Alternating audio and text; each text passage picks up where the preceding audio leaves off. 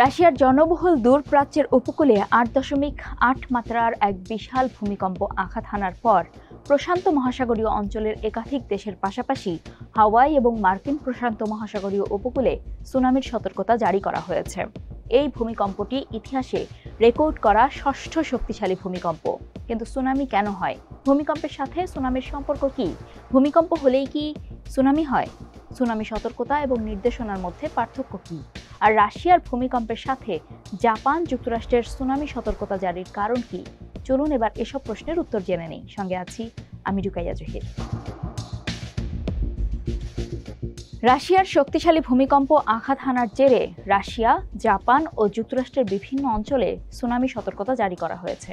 ভূমিকম্পের পর জাপানের বহু অঞ্চলে মানুষকে উপকূল ত্যাগ করে উঁচু স্থানে আশ্রয় নিতে বলা হয়েছে। সেখানে জারি করা হয়েছে জরুরি সরিয়ে নেওয়ার নির্দেশনা। এরই মধ্যে সমুদ্রের ঢেউ আছড়ে পড়েছে রাজধানী টোকিওর কাছে।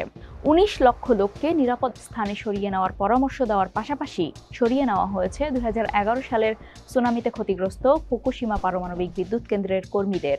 অন্যদিকে দক্ষিণ ও মধ্য আমেরিকার দেশগুলোই যেমন মেক্সিকো থেকে গালাপাগোস দ্বীপপুঞ্জ পর্যন্ত সুনামি সতর্কতা জারি করেছে। এমনকি সুনামির সতর্কতার কারণে হাওয়াই জুড়ে বিমান চলাচল বন্ধ, সরিয়ে নেওয়া হচ্ছে লোকজনকে। সুনামি সতর্কতা জারি করেছে পেরু, ইকুয়েডর এবং চীনও।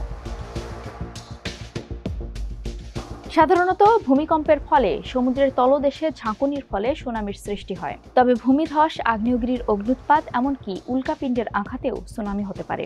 যদি একটি বড় ভূমিকম্প অনুভূত হয় তাহলে সতর্কতা জারি হওয়ার আগেই কয়েক মিনিটের মধ্যে সমুদ্র সৈকতে সুনামি আঘাত হানতে পারে। না, সব ভূমিকম্পে সুনামি হয় না। সুনামির জন্য ভূমিকম্পকে অবশ্যই সাগরের তলদেশে বা সাগরের কাছাকাছি ভূখণ্ডে হতে হবে। কেননা ভূমিকম্পের ফলে যখন ফল্ট লাইন বা ভূত্বকের ফাটল বরাবর মাটি হঠাৎ উপরে বা নিচে সরে যায়, সাধারণত তখন সুনামি তৈরি হয়। স্থলভাগে ঘটা ভূমিকম্প সাধারণত সুনামি তৈরি করে না। হাওয়াইতে সুনামির সতর্কতা এবং আলাস্কা ও মার্কিন যুক্তরাষ্ট্রের প্রশান্ত মহাসাগরীয় উপকূলে পরামর্শ জারি হলেও দুটি বিষয়ের মধ্যে পার্থক্য রয়েছে। সুনামির সতর্কতা জনসাধারণকে সম্ভাব্য বিপজ্জনক উপকূলীয় বন্যা এবং শক্তিশালী স্রোতের বিষয়ে সতর্ক করে, তাদেরকে জল থেকে দূরে সরে যেতে এবং উঁচু ভূমি বা অভ্যন্তরীণ স্থানে চলে যাওয়ার আহ্বান জানায়। সুনামির নির্দেশনা হলো নিম্ন স্তরের সতর্কতা, যেখানে জলের ভেতরে বা কাছাকাছি থাকা মানুষের জন্য তীব্র স্রোত বা ঢেউ বিপজ্জনক। এগুলো জনসাধারণকে সমুদ্র এবং সৈকত থেকে দূরে থাকতে পরামর্শ দেয়।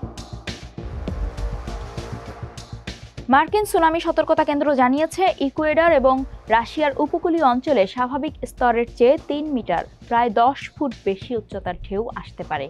দক্ষিণ আমেরিকা, প্রশান্ত মহাসাগরীয় দ্বীপপুঞ্জ এবং এশিয়ার অন্যান্য উপকূলীয় অঞ্চলেও স্বাভাবিকের চেয়ে বেশি জলোচ্ছ্বাসের সম্ভাবনা রয়েছে বলে জানিয়েছে সংস্থাটি। যদিও প্রশান্ত মহাসাগরীয় অঞ্চলের দেশগুলি সম্ভাব্য প্রভাবের জন্য প্রস্তুত থাকায় সুনামির ঢেউ কতটা ক্ষতিকর হতে পারে বা কতগুলি দেশ এতে ক্ষতিগ্রস্ত হতে পারে এখনও তা বলা কঠিন।